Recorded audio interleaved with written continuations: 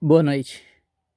2 Timóteo, capítulo 3, versículo 1 e 5, diz assim: Nos últimos dias haverá tempos críticos, difíceis de suportar, pois os homens só amarão a si mesmo, amarão dinheiro, serão presunçosos, arrogantes, blasfemadores, desobedientes aos pais, ingratos, desleais, desnaturados, não estarão dispostos a acordos, serão caluniadores, sem autodomínio, ferozes, sem amor ao que é bom, traidores, teimosos, cheios de orgulhos, amarão os prazeres em vez de a Deus, e manterão uma aparência de devoção a Deus, mas rejeitarão o poder dessa devoção.